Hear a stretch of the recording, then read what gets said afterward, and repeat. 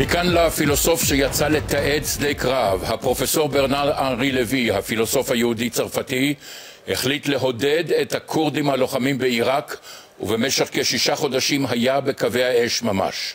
הכורדים לוחמים עם צבא עיראק כדי לשחרר בעיקר את העיר מוסול הכבושה בידי דאעש.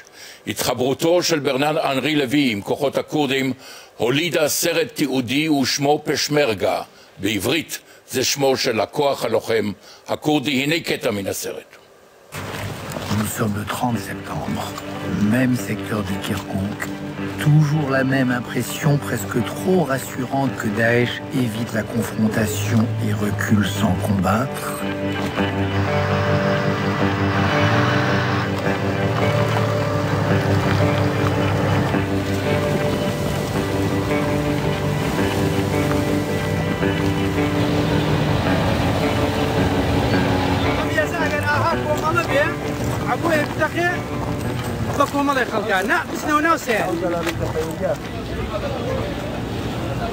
Quand la colonne stoppe, ce n'est pas parce que les hommes au drapeau noir se seraient ressaisis et contre-attaqueraient, c'est juste qu'il faut 2 heures pour faire exploser les mines et avancer encore.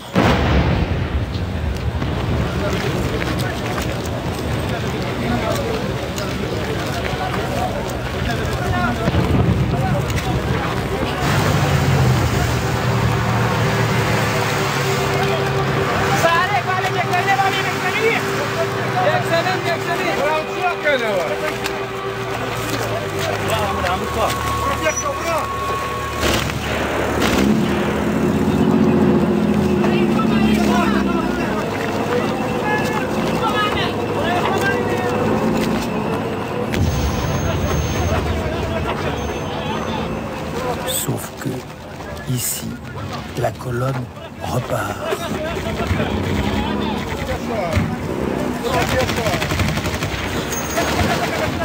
Et c'est la tragédie. Tayeb, l'un de nos 3 opérateurs, est dans ce pick-up.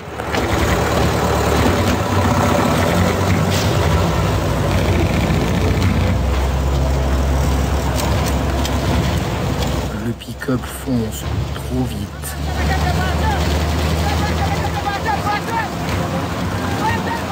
Et il saute sur une mine.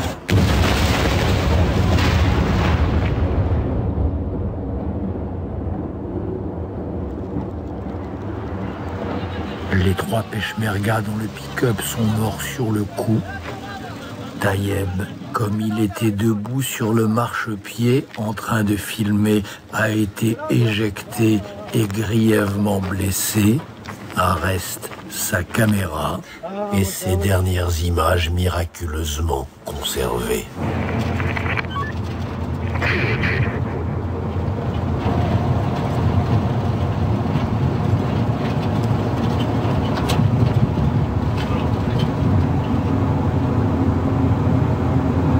Tayeb a été opéré dans la nuit. Les urgences militaires, débordées, l'ont renvoyé chez lui. How can we do? Do you want to come to Paris? No.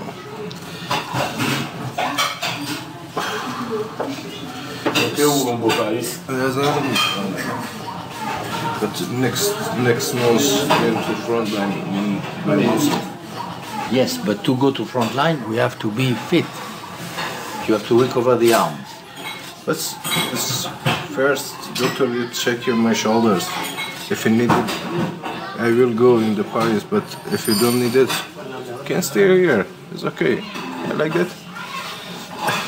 Yes, I see. That's true. That's good.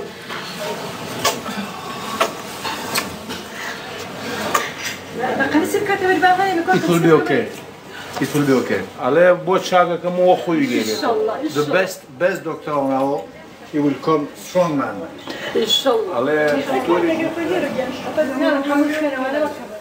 יוצר הסרט, כאמור ברנרד-אנרי לוי, ביקר השבוע בארץ להקרנת בכורה של סרטו, ובשיחה עמנו הוא חלק את רשמיו הישירים משהותו בשדה הקרב במחיצת הלוחמים הכורדים. The major army fighting jihadism today is Kurds.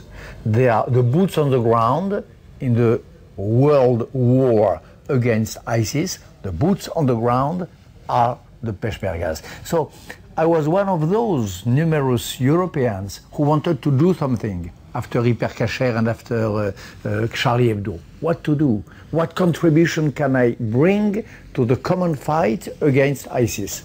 My contribution was to take a camera and to follow the boots on the ground, which means the Peshmergas. You associate the Kurdish fight or the Kurdish question with the other terrorist acts in France? You mentioned other terrorist acts in France, in your country.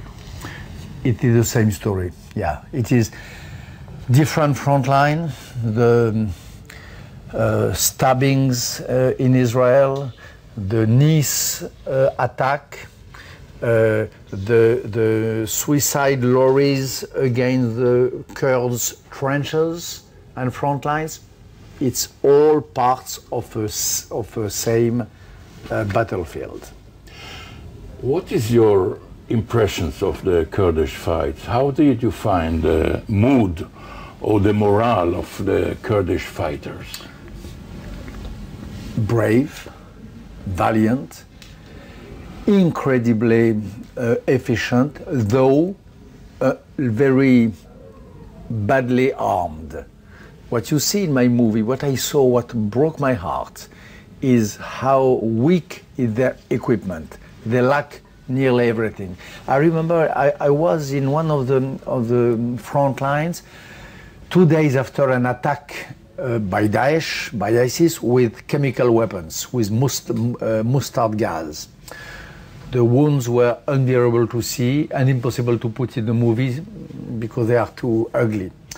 They had nothing to protect their soldiers against those sorts of attacks. I had, with a few friends, to provide that myself. So they are ill-equipped, armed with very old weaponry, some coming from Israel. You see in my movie some M16 who are a little old, good quality still. But from Israel? From Israel, yes, yes. I think so. I recognize them. But in spite of this ill equipment, they are incredibly good and efficient fighters. Are you afraid that maybe the Kurds, God forbid, will be perished? In 2014, when ISIS arrived at the doors, at the gates of Erbil, there was a real serious risk. Now, their fortifications are so great. Their discipline is so strong. Their will and determination are so great that there is no risk of perishing. My expertise is that they don't have enough, they don't have the means to win, but they will not lose now. And my analysis, what I saw, it's not an analysis, my witness, is that opposite to their reputation, opposite to the myth we built, Daesh is weak. ISIS is composed of bad soldiers, coward, not professional, bad militaries, well equipped, but unknowing how to manage these equipments. This is the Daesh I saw. In all the 6 battles in which we were embedded, the scenario was absolutely the same. Peshmerga attack, ISIS does not resist, and escapes and leaves a few dead behind them. So there is a myth in the West, and maybe in Israel, of the force, the strength, maybe invulnerability of Daesh, which is a chimera, which is a false myth. And I hope my movie contributes to unbuild this myth. But still they managed to hurt France, other countries, even Israel. I know. I don't have to tell you about the terrorist acts. But the two battles are linked. I'm pretty convinced that if Daesh is destroyed at the heart, it it will be weakened at the periphery. Do they mention during your conversation with the Kurds the past relations between the Kurds and Israel? All the time, continuously. Even more than that. I remember one example. They insisted at a point of my road movie to take me to a little village, a little far from the front line, a few kilometers. I had no special interest to go to this village. It is called Acre. I did not know why. They insisted to bring me to Acre. And I understood. Acre. A-C-R-E. A-K-R-E. What is it, a village or a town? A little city, a little between village and so on. And the reason why it was so important for them to bring me to Acre is that they had in Acre a place of memory, a place, a nearly holy place, of which they were more than proud, and they wanted to share with me this pride. What was this place? It was a house where an Israeli defense minister was born, Yitzhak Mordechai. For the Kurds, to show me the birthplace house of Mr. Yitzhak Mordechai was a source of pride, which they absolutely wanted to share with me. So for them, these links with Israel, far from being hidden, are put in the light and are a source of glory for them. This is only one example. Another example, there is in the movie a Kurdish commander, a valiant commander, who is called Mr. Barzani, same name as the president and prime minister, except that he's a Jew. And he speaks, Mr. Michael Barzani. And in the movie, there is a short interview of him, and he speaks to me. It is in the movie about he says, my relatives in Israel, blah, blah, blah. So you have a Kurdish commander named Barzani, who belongs to an army which is 95% or 99% Muslim. And he is a devoted Jew, a reader of the text, having his relatives in Israel. So the links with the Jewish name, the link between the idea and the fact of Israel is strong. And this is part of the Kurdish exception. Except in the area, it is the only, I never saw one country in the area, one Muslim country by majority, where this ancient and current link with Israel is felt, is perceived as a source of pride and strength, as with the Kurds. Coming back to Mr. Mordechai, the former defense minister, why he is considered, you know, such a hero in the eyes of Kurds, just because he was born there? Yeah, just because he was born there, and yes, because Israel is considered by some of the Kurds, but a lot of them, as a country which has a community of destiny, Israel, with the Kurds. The Kurds, some of the Kurds identify themselves and their story and their fate and their destiny to the destiny of Israel.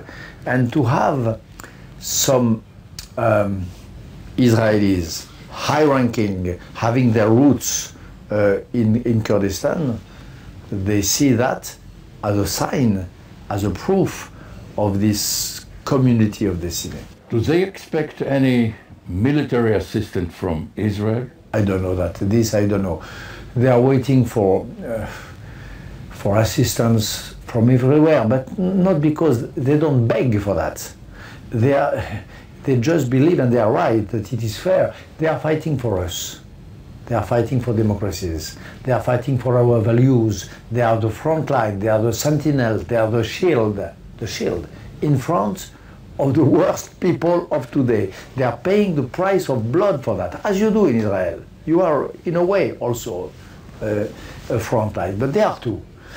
Being a front line, defending Europe, America, against ISIS, the West, the whole West, they think, and they are right, that they should deserve an assistance. They should share the burden with their natural allies. I thank you very much, Professor Bernard-Henri Lévy. Thank you very much. Thank you very much. It was my pleasure. עדות משדה הקרב המרוחק. ויצחק מרדכי, שר הביטחון לשעבר, אמר לנו הערב כי באורח מסורתי הגנו הכורדים על המיעוט היהודי שישב בקרבם בבחינת מיעוט המגן על מיעוט. עניין שונה לחלוטין